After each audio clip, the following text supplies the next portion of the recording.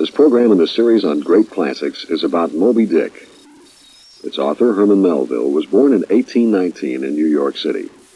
Moby Dick, written in 1851, was based on Melville's experiences on a whaling ship and is considered his most noteworthy work. Call me Ishmael. Some years ago, I thought I would sail about and see the watery part of the world. But I did not go to sea as a passenger. I went as a merchant seaman. Later, I took it into my head to go on a whaling voyage. So I left Manhattan and headed for Nantucket, the home port of most American whaling vessels. I arrived in New Bedford on a Saturday night in December, but I found that the packet ship for Nantucket would not sail until Monday. I needed a place to sleep, and after passing by several inns that looked too expensive, I came to the Spouter Inn. The landlord, Peter Coffin, said that all his beds were full, but that I could share a bed with a harpooner. Since it was cold, I decided to stay. Coffin took me to the room, but no one was there. "Where's the harpooner?" I asked. "Out trying to sell his head," Coffin replied. He left me trying to figure out this puzzle. But the room was cold, so I jumped into bed and quickly fell asleep. I was awakened when a stranger entered carrying a candle and a shrunken head. When he turned, I saw that the man was covered with strange tattoo marks. The harpooner was a native of the South Seas. Although I feared he was both a cannibal and a headhunter, the harpooner, whose name was Queequeg, proved to be a friendly fellow. He even spoke a little English. We soon became friends and decided to board the same whaling vessel.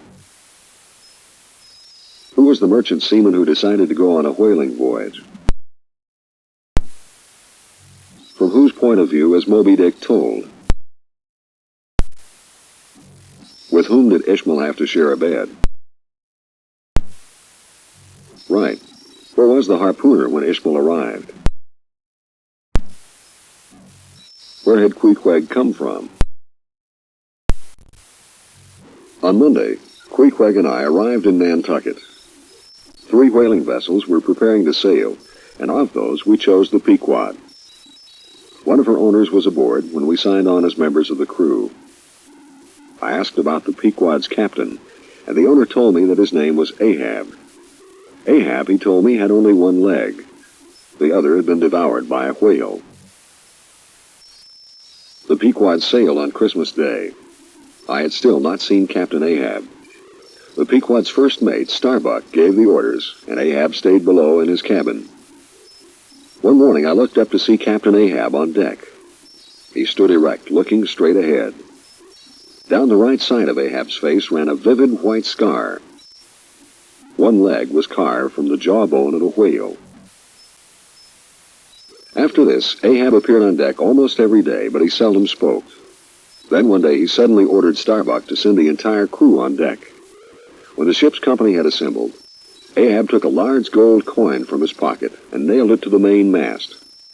He promised the coin to the first man who sighted Moby Dick, the great white whale that had taken off his leg. Ahab cried, "This is what ye have shipped for, men, to chase that white whale on both sides of land and over all sides of earth till he spouts black blood." But Starbuck looked solemn as he thought of the barrels of whale oil we were expected to return with. Finally he asked, "How many barrels will thy vengeance yield thee, Captain Ahab?" On which ship did Ishmael sail? Right. Who was the captain of the Pequod? How had Ahab been injured? Yes. What was the reward for sighting Moby Dick? Did Ahab seek revenge against Moby Dick?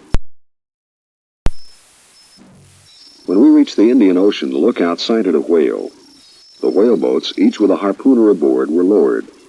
After a wild and dangerous chase, the harpooner in the boat, commanded by the second mate, killed the whale. They attached lines to him, and 3 boats began the slow business of towing the whale back to the Pequod. We lashed the whale to the Pequod and began cutting off the blubber in long strips. The strips were cut into smaller pieces and heated in huge pots. When the blubber was hot, it released oil. The oil was poured off and stored in barrels below deck. After we returned to Nantucket, This oil would be sold to make soap and candles and to light thousands of lamps. What was cut from the whale after he was killed? Right. How was oil extracted from the blubber? We killed more whales, and slowly the barrels were filled. But Ahab scarcely seemed pleased with our success.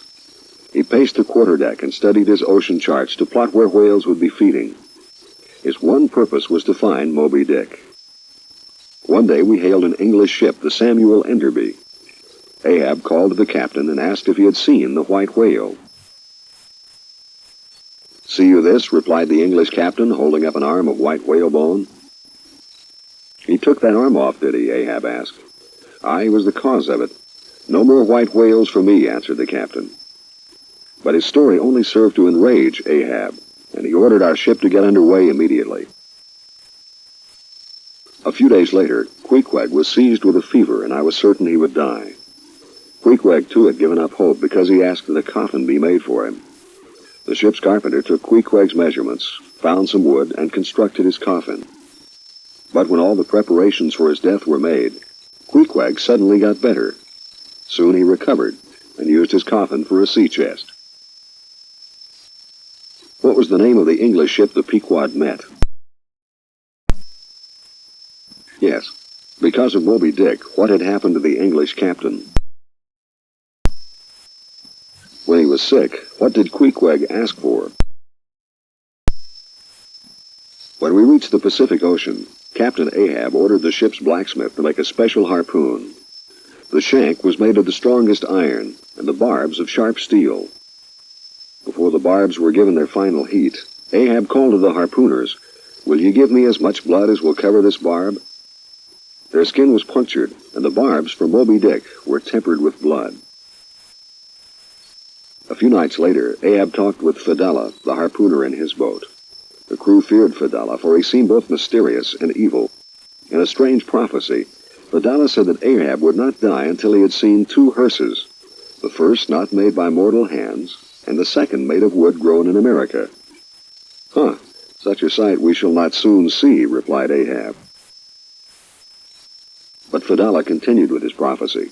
He said that if death came, he would go before Ahab as his pilot. With his eyes glittering in the dark, Fedallah concluded, "Hemp only can kill the old man." "I am immortal then," cried Ahab. The days passed. We killed 2 more whales, but we did not see Moby Dick. Toward evening one day, the waves rose and the sky blazed with lightning. The Pequod's sails were torn to rags, and still the typhoon raged. Suddenly, an eerie light illuminated the ship. We looked aloft to see the lightning rods on each mast glowing like giant candles. The steel barbs of Ahab's harpoon also burned with this silent fire. Starbuck grasped Ahab's arm. "God is against thee, old man." What was used to temper the barbs of Ahab's harpoon? Could Ahab understand the meaning of Fedallah's prophecy? What did Fedallah say could kill Ahab? Right. Did the sailors believe the glowing masts to be a good sign? One morning, Ahab came on deck and scanned the sea. Suddenly he cried, "There she blows! It's Moby Dick!" The boats were lowered, but the white whale disappeared beneath the surface and the water became still. Suddenly, Moby Dick rose under Ahab's boat, throwing the crew into the water.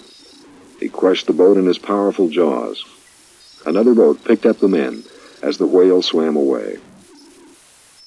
The Pequod followed Moby Dick's wake all day and night. The next morning, 3 boats lowered for the chase. Moby Dick turned and made a rush at them. As the men hurled harpoons, he smashed 2 boats. Then Moby Dick dashed his head against Ahab's boat and flung the men into the sea. The Pequod came to the rescue, but Fedallah, Ahab's harpooner, was gone. The next morning, the boats lowered for the 3rd time. Suddenly, Moby Dick rose to the surface. In the harpoon lines, tangled around the whale's back, we saw the torn body of Fedallah. Moby Dick was his hearse. Then Moby Dick turned, catching sight of the Pequod. The horrified crew watched as Moby Dick smashed the ship. Water poured through the broken timbers, and the Pequod, the second hearse, sank. As Moby Dick turned, Ahab hurled his harpoon. But the hemp line caught Ahab around the neck and pulled him from the boat. The whirling vortex created by the sinking Pequod caught the smaller boats and pulled them under. Every trace of the Pequod disappeared from sight. Only I, Ishmael, survived. Clinging to Queequeg's coffin, I floated until I was rescued by another ship. What was the hearse not made by mortal hands? Yes, what was the second hearse? Who survived the wreck of the Pequod? What kept Ishmael afloat until he was rescued? Which phrase describes Ahab?